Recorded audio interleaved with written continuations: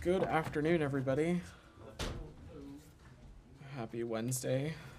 Um, I don't have anything off the top today. Sean, go ahead. Sure. I guess start in Gaza. Sure. NSM 20. Follow up on that. I mean, there's the clock is ticking for Israeli response, and not just Israel, but can you say where things stand now? Has Israel submitted a response? Has there been any correspondence with the department? So as I said yesterday, I'm just not going to speak to the specifics of any singular country at this moment. This is a broad memorandum touching various different corners of the world. And to take a step back, since the signing of the National Security Memorandum on February 8th, partner countries deemed to be in active armed conflict have 45 days to share letters of assurances. And upon receipt of each of those, the United States will assess whether or not a partner country, whether those assurances are credible and reliable. And so that work is ongoing. And implementation of that National Security Memorandum is ongoing, as is the assessment of those assurances from partner countries. So I'm not going to get into more specifics. I know Camilla asked about this yesterday. Right. The Secretary, of course, it's been announced he's going to continue on to Israel this week. Do you expect this to be one of the issues that's raised? I mean, this response on NSM 20. Well, we expect him to talk about a wide range of issues. The Secretary, as you note, is headed to Israel at the end of this week. He's going to discuss with the government of Israel, its leadership, the ongoing negotiations to secure the release of hostages. He's going to discuss the need to defeat Hamas, including in Rafah, in a way that we believe will hopefully protect civilian populations, does not hinder the delivery of humanitarian assistance, and advances Israel's overall security. He's also going to discuss the United States and international efforts to dramatically increase and sustain delivery of humanitarian assistance to civilians who are suffering from a lack of adequate food supplies. That's obviously been an immense priority for us. And he's also going to update Israeli leaders on his talks in the earlier part of this week with Arab leaders to build a lasting peace and security for Israelis, Palestinians, and the broader region. Just one for me before passing on, but the Rafah, how much do you figure that will be in the discussions? I mean, there have been calls from the U.S. quite explicitly to hold off without a plan for civilians in Rafah. Do you expect the Secretary to speak in depth about Rafah with the Israelis? I don't have a percentage or an assessment to offer, Sean, but we have been very clear that we believe that in order to undertake any kind of operation in Rafah, it would require a serious and significant plan, one that addresses the varying and complex humanitarian challenges that are posed in the Rafah region, talking specifically about more than 1 million people who are seeking refuge in the area, it continuing to be an area that is a conduit for the flow of humanitarian aid. So I have no doubt it'll be one of the things that will be discussed, but also as a reminder, National Security Advisor Sullivan spoke to this earlier in this week. We expect a team from Israel to meet with members of the interagency in the United States to also discuss ways in which we believe that Hamas can be defeated, but done so in a targeted and more precise manner, and hopefully does not impact or have any negative impact on Palestinian civilians. Daphne, go ahead. Thank you. Yeah. Netanyahu has said that he will soon approve a plan for the evacuation of Palestinian civilians from fighting areas after having greenlit the military's operational plans for Rafah. Has the U.S. seen any of these plans yet? I've not seen. I don't have any plan to read out or to offer an assessment on. But let me be very clear, and this has come up a couple of times this week. There should be no full-scale military operation in Rafah without a credible and executable plan to protect the civilian population. Part of that also, and this has been something that the Secretary has made clear and reiterated in some remarks he gave in Tokyo last year, that we do not support the forced displacement of Palestinians in Gaza to outside of Gaza. That's not something that we would support or condone. Sorry, just not looking for any assessment, but have you actually received these plans? I'm not aware. I'm not aware of that. And I have a few more on Heidi, but if you have Yes. Stick on Sure. Yeah, go ahead. Will the secretary be in the conversations next week with administration officials, with the Israelis who are coming here to discuss Rafah? I don't have I don't have specific scheduling to offer on like when those conversations will take place. Two, I don't have an exact delegation makeup both from the United States side or the Israeli side. But what I can say is that I have no doubt the State Department will be deeply engaged in those conversations. I do not believe that they will be happening at the secretary's level, but of course we are deeply engaged on this issue from across the department. And then just on Rafah generally, Yeah. you guys have repeatedly talked about the importance of protecting the civilian population there. And, given the outreach to Israel to discuss this plan in more detail, is the administration in a position where you guys would be willing to provide resources to Israel to actually protect the civilian population if they're going to go ahead with this operation, or is the onus on Israel to do that with their own resources? I don't want to get ahead of these conversations, Kylie. As you know, over the course of since October 7th, but even prior to that, we have a long-standing relationship with Israel in terms of provisions of security assistance and things like that.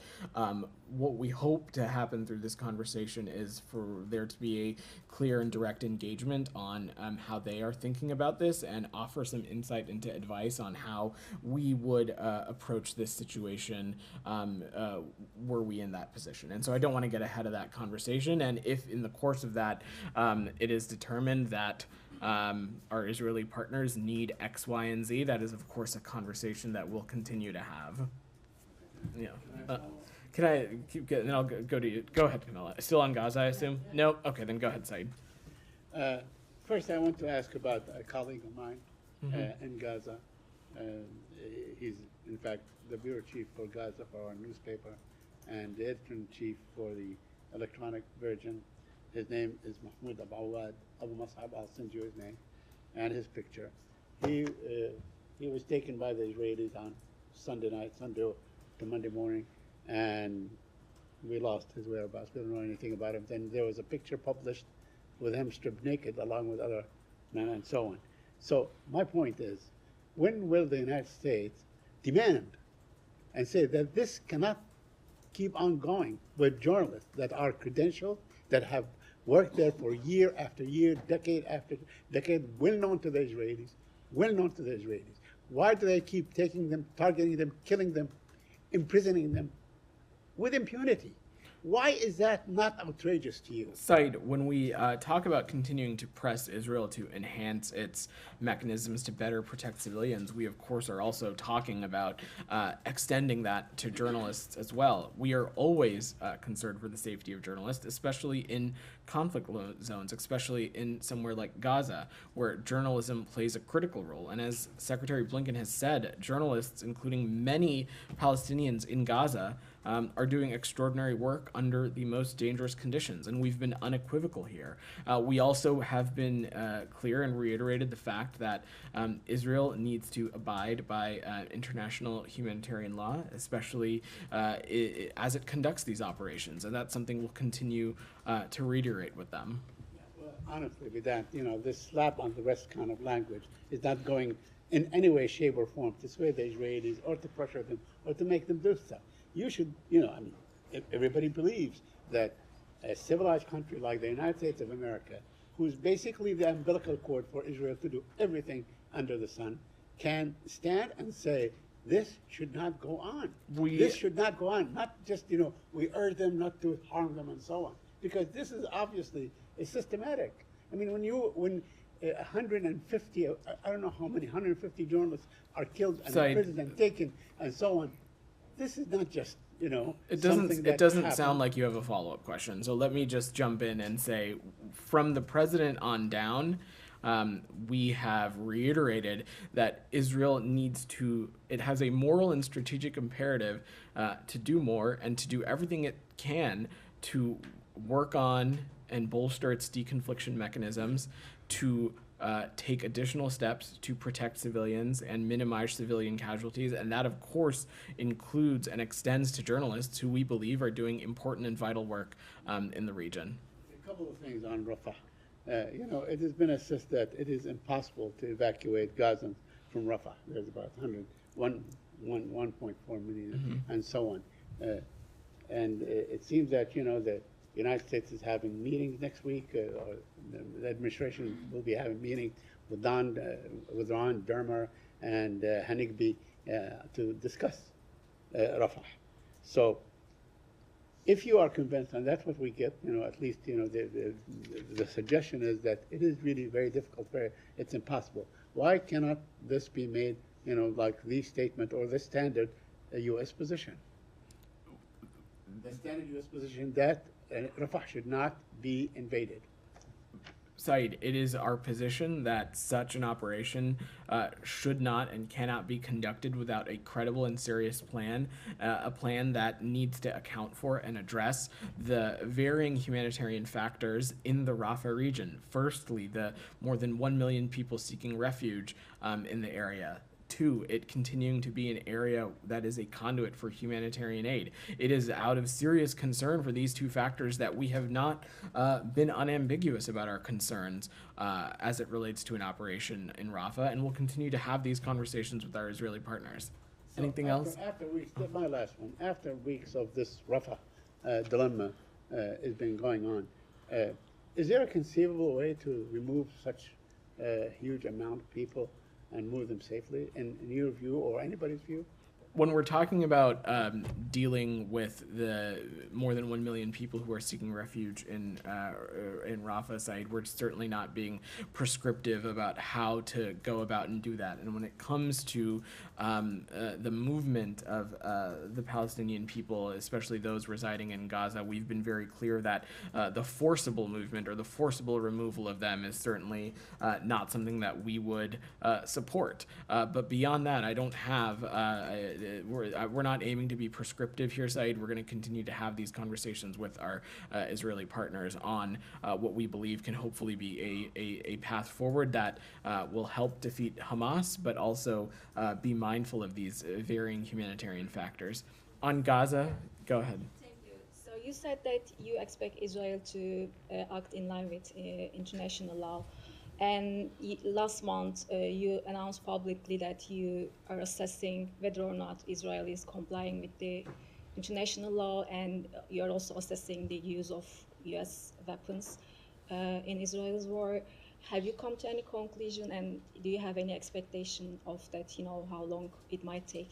I don't have any updates. I don't have any updates to offer in that space. When we talk about that ongoing work, we're talking about it in the context of how this kind of work is ongoing in all conflict areas, where we're assessing the circumstances and anecdotes on the ground, and we're assessing what is happening. And of course, there are a number of vectors and a number of lines of efforts within the State Department to assess those kinds of things. We've talked about a couple of them from up here, processes like the Leahy process, the processes like CHURG, and some of that work is just going to continue, and I don't have an update to offer on that.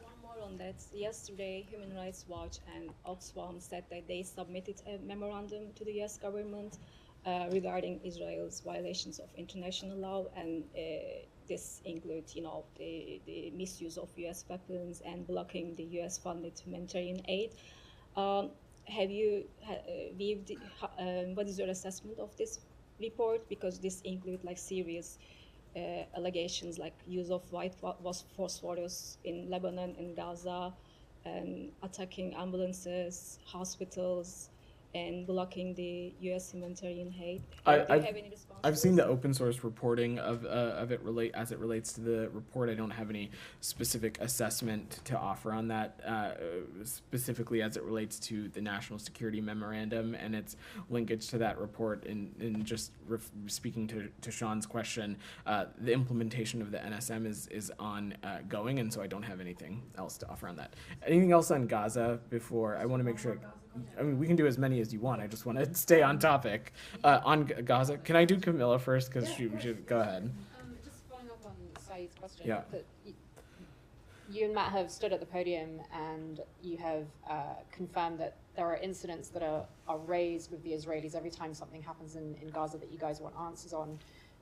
Every time a journalist is subjected to inhumane treatment, or there's evidence of that, or a journalist is killed in Gaza, is this treated the same way, where you go to the Israelis and you ask them what has happened? And is there a list of journalists that you guys have asked about, especially ones that are colleagues of ours in Gaza who are working with us on this story every day? And have you had any response from the Israelis on any individual case? There certainly are specific incidents, especially as it relates to journalists, in which we have asked our partners in the government of Israel for more information, and in instances we have gotten more information on the specifics to those circumstances or things of that nature. I'm not at liberty to speak to some of those given privacy concerns, but this is something that we raise, and we raise it at the seriousness, we raise other issues that we have concerns about, and we're seeking more information on. And would this be, besides colleague, would this be a case in which you would raise it? I'm not aware of the specifics around this case. I'm happy to check, but I don't want to speak to something in that specificity that when I don't have the information in front of me. Yes, colleague in Gaza, we would be expecting that to be something that would make the list of things to be raised with the Israelis. And then I can turn to Haiti after Gaza. Kylie. With regard to the ongoing operation on the largest hospital complex in Gaza, obviously it was the same location where the Israelis carried out another operation in November. So I just wonder if they're having to go back again, if there are concerns about the efficacy of their operations as they, continue to go after what they say are terrorists in this hospital. So I will let the Israelis speak to their own operation and how they're conducting it, as well as any assessment that they have made that would make it, that goes into their reasoning for why they're deciding to conduct such an operation. What I will just say is that there continues to be plenty of open source reporting out there of Hamas using civilian institutions like hospitals, like schools, as command and control nodes, as areas in which hostages are being held, as areas that lead into their tunnel networks. So that is not something that is surprising to us. There's a clear track record of that, but as it relates to this specific information, this specific operation, I'll defer to our Israeli partners. Just one more, Gaza. Yeah, go ahead. I realizing, of course, it relates to other countries' policies, but do you have any comment on Canada saying they're going to stop arms shipments to Israel? That's for our Canadian partners to speak to, and it's a sovereign decision of theirs to make. The United States has been clear. You saw the president speak to this not too long ago. We continue to support Israel's right to defend itself and have been clear that we must do so while also being very clear the moral and strategic imperative our partners in Israel have to protecting the lives of civilians, and our position hasn't changed. Is there a discussion with the Canadians on this? We talk to our Canadian partners all the time. I'm not aware of a specific conversation to read out, though. On Gaza, Daphne? I want to make sure I think folks still have questions on Gaza, but then we'll have time to talk Haiti. Michelle, go ahead. Updates on the maritime corridor, when will it be ready? So that is something that we're continuing to work on around the clock.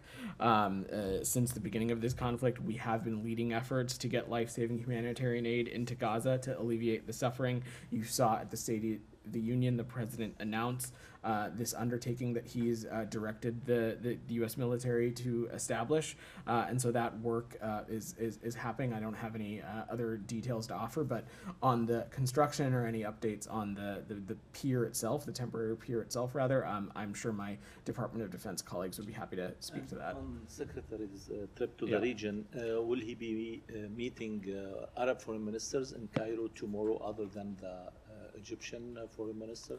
I don't want to get too much ahead of the secretary's schedule, and we'll let his visit to the specific countries play out, but we fully expect him to engage with Arab leaders while he's in the region.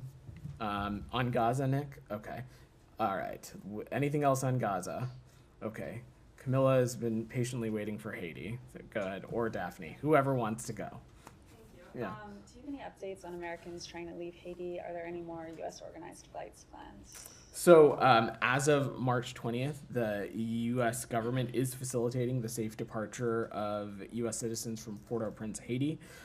We are in the process of organizing government-chartered helicopter flights from Port-au-Prince to Santo Domingo in the Dominican Republic, where U.S. government personnel are present to provide consular assistance, and from Santo Domingo, American citizens will be responsible for their own onward travel to the United States. I assume your next question is going to be will there be more of these? And that is going to depend on the demand, the situations on the ground, the reliability of commercial transportation.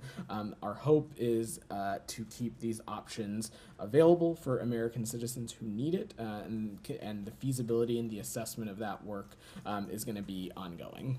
And how many Americans are on the flights today? So for operational security reasons, and they're ongoing, I don't want to speak with greater specificity, but we do expect these helicopter movements to make multiple trips in order to try and get as many American citizens as we can today, while also continuing to look at what options might be available and what options might be available for reoccurring movements in the days ahead and even beyond. Okay. And then just on the Transition Council, any update on its formation, and are you concerned by how long this is taking?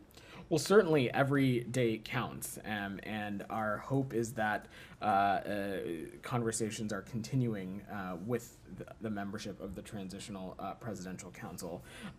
We understand that Haitian stakeholders are very closely finalizing membership and remain in active discussions with CARICOM, and we think that this needs to happen swiftly because it is clear to us that this Haitian-led process is key for paving the way for free and fair elections, as well as the deployment of the multinational security support mission as well.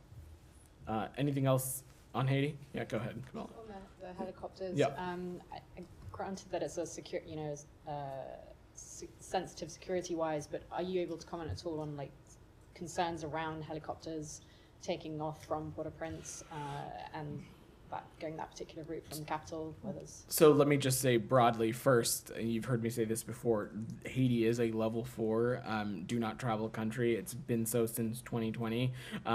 The violence on the ground in Port-au-Prince has been dire. The security situation is certainly one of high risk, but I will also just say that we would not conduct such an operation if we did not feel that it was safe to do so, and that we did not have the expertise to conduct something like this. So I will just leave it at that, given security concerns. And of course, the situation on the ground is one of the biggest factors into determining the frequency at which we can do this and what other options might be available to American citizens, including potential commercial options. Can you give any update on numbers of Americans interested in getting assistance or departure? So again, when we're talking about the crisis intake forum, we're talking about a wide population of American citizens. Some are interested in exploring departure options. Some just want to stay in touch with the United States of America or the embassy. Some want expertise advice on how they may be able to remain safe, and others may not be in a place for safe departure now, but maybe down the line. So it's important we talk about this population in the broad sense that it is, but the number of Americans who have reached out to us through this forum is approaching 1,600. Can I just ask a clarifying question Yeah. on how we can discuss the movements given that they're ongoing? So we can say that they're ongoing today, and then the department is exploring options for continuing them as soon as tomorrow? Is that accurate? We are exploring what options are possible for continuing them, and should the circumstances be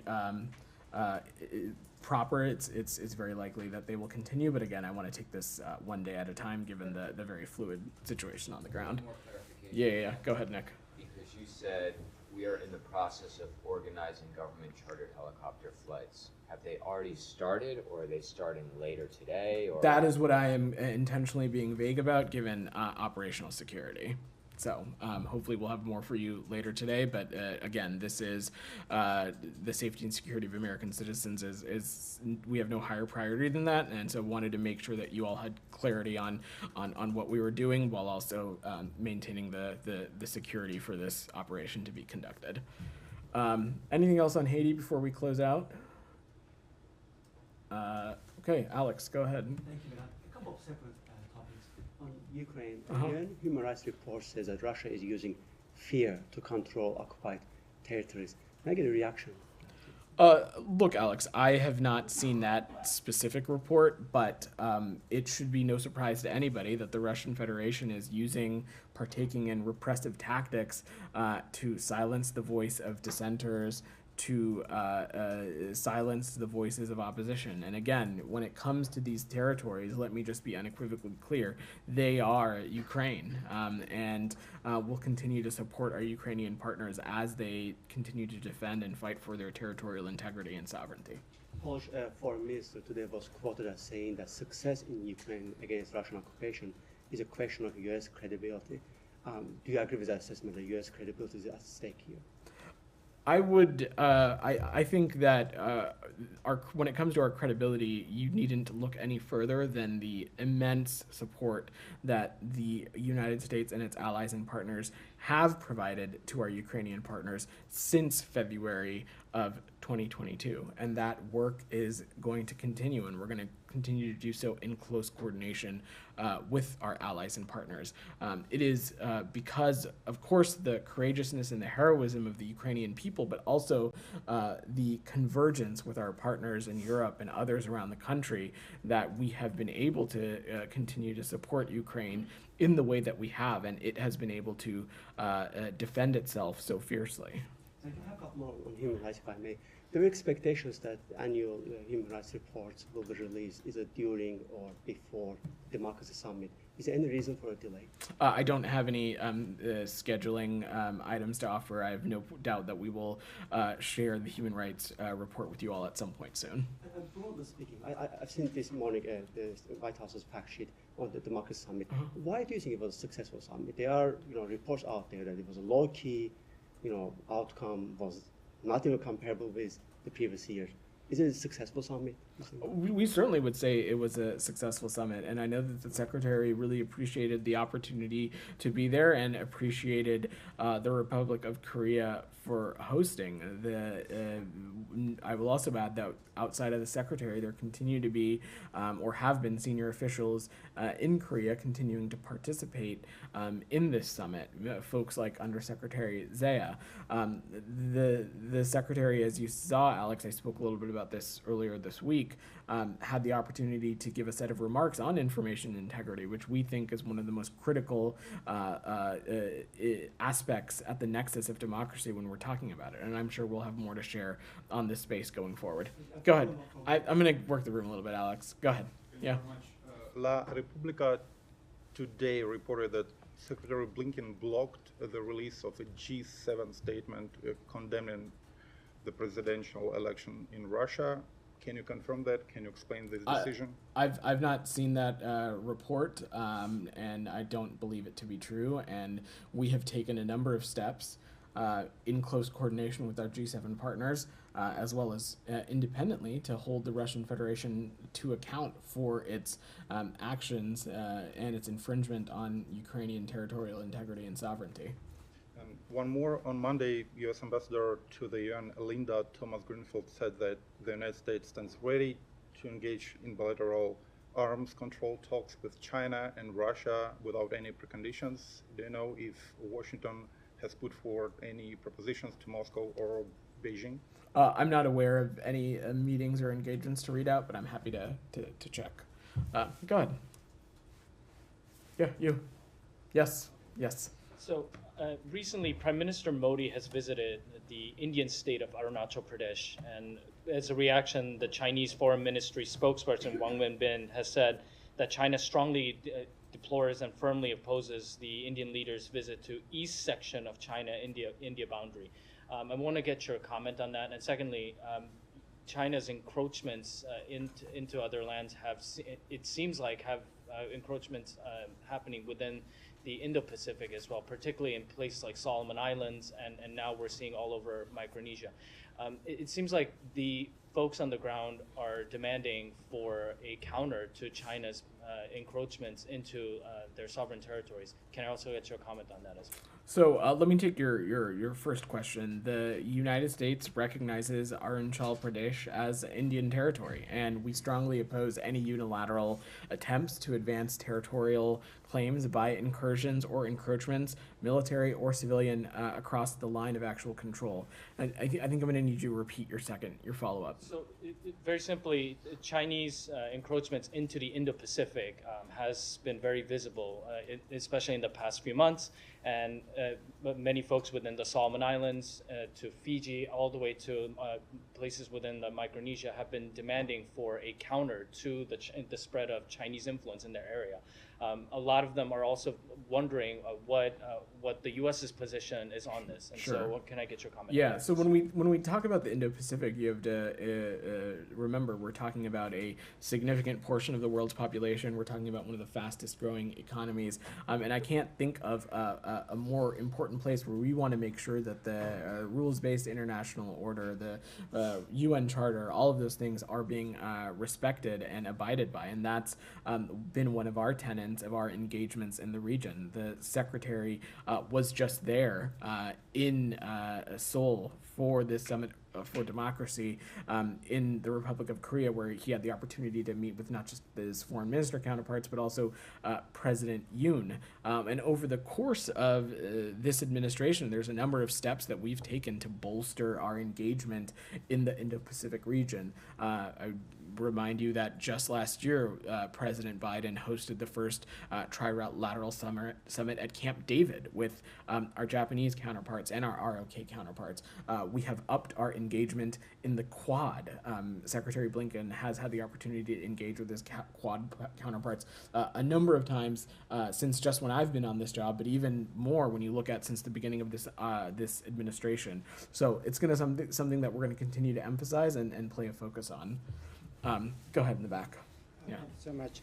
Yesterday, two U.S. retired generals, General Milley and McKenzie, testified at Congress about Afghanistan.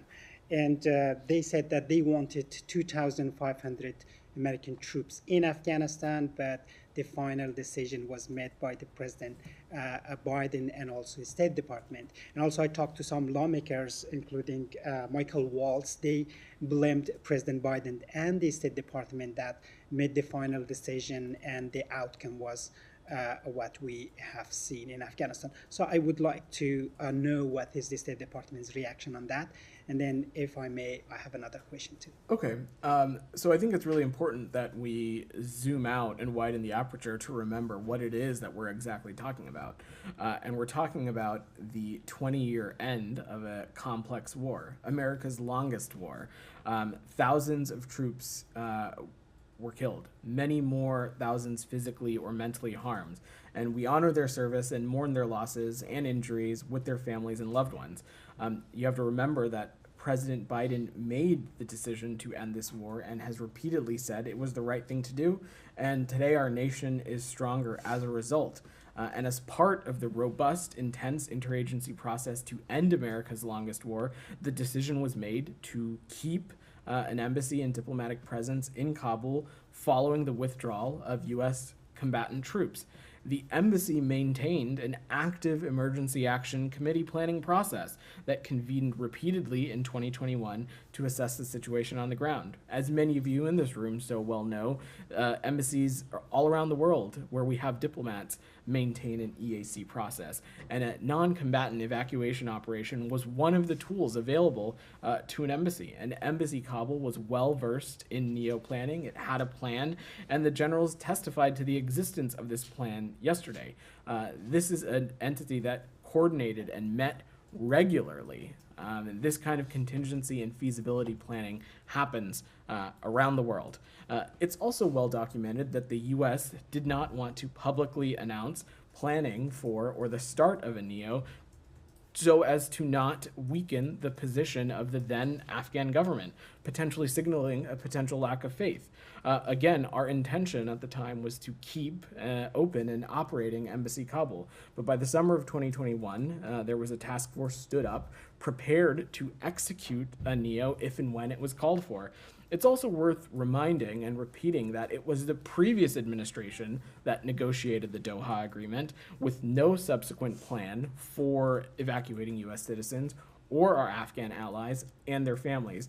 And it was up to this administration, including from the garbled transition period, to do that.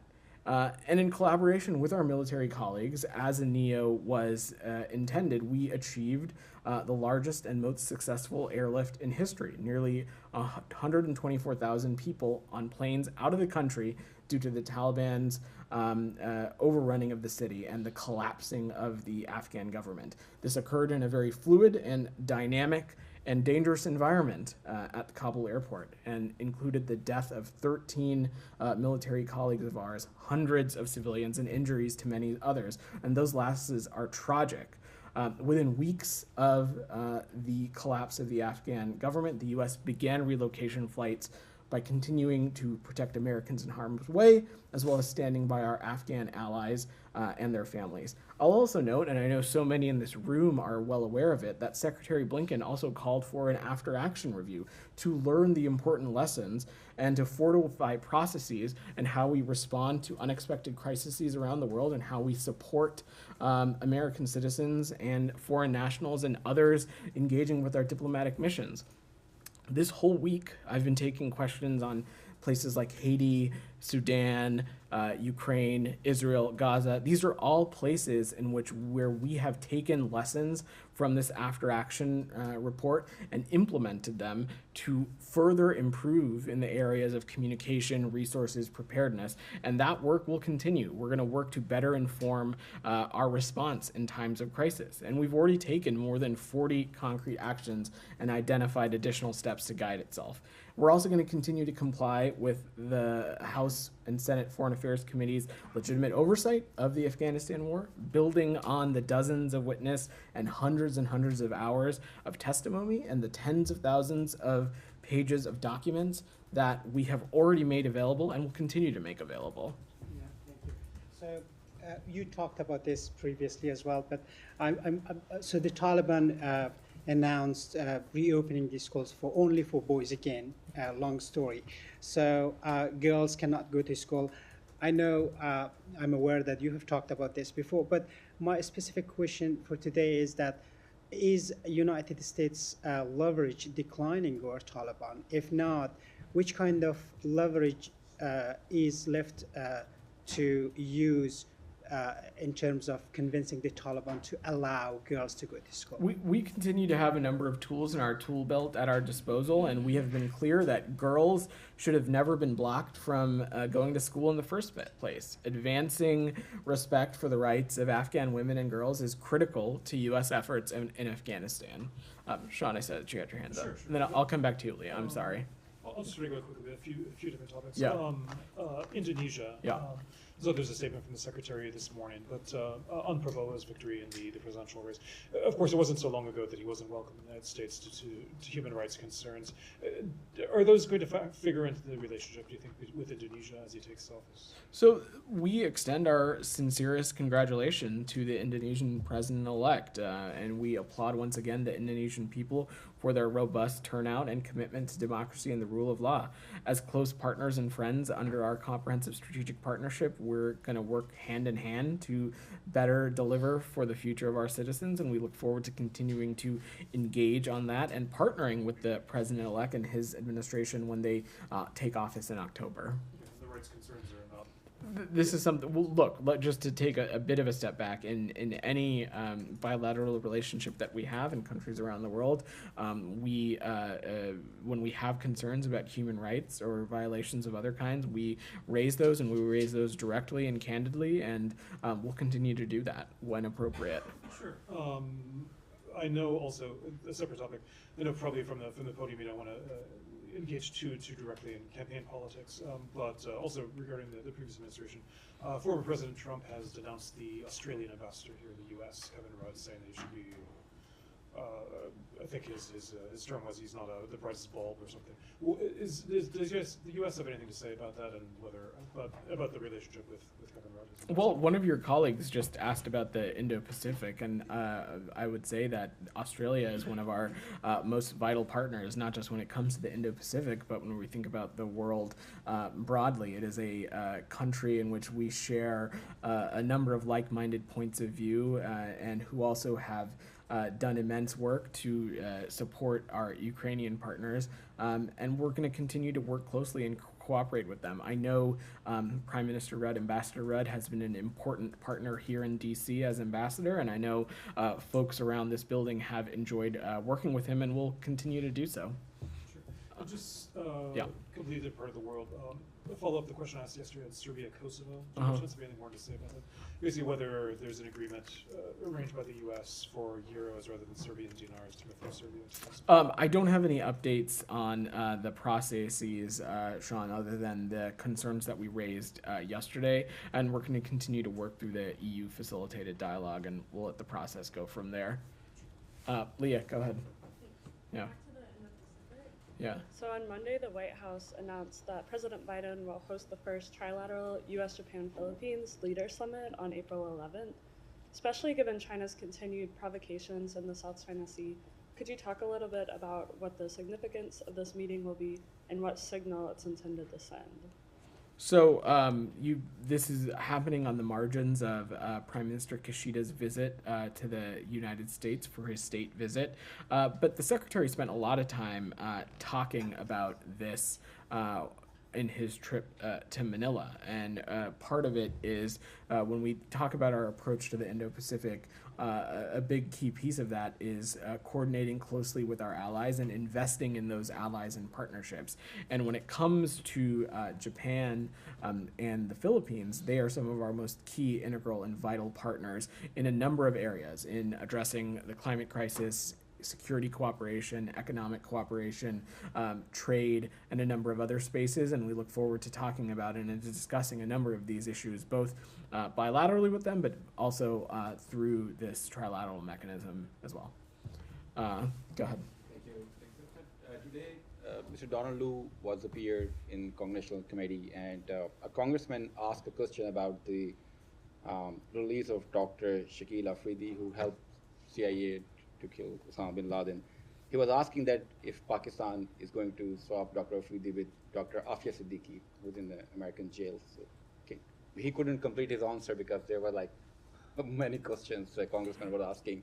So could you tell us that, is there any plan to swap Dr. Afia Siddiqui with Dr. Shakil Afridi? So I don't have any updates as it relates to that. I didn't catch that part of the hearing, but you have to remember that one of this department's most important priorities is engaging with Congress on our foreign policy. This was a routine hearing, and Assistant Secretary Lu's testimony provided insight on the U.S.-Pakistan bilateral relationship as a whole, and a number of areas where we are hoping to deepen our collaboration. And I believe he spent a little bit of time talking about the U.S.-Pakistan Green Alliance framework, also bolstering respect for human rights. And so we'll look forward to continuing to engage in these kinds of hearings. Okay, thanks everybody. Didn't see any other questions.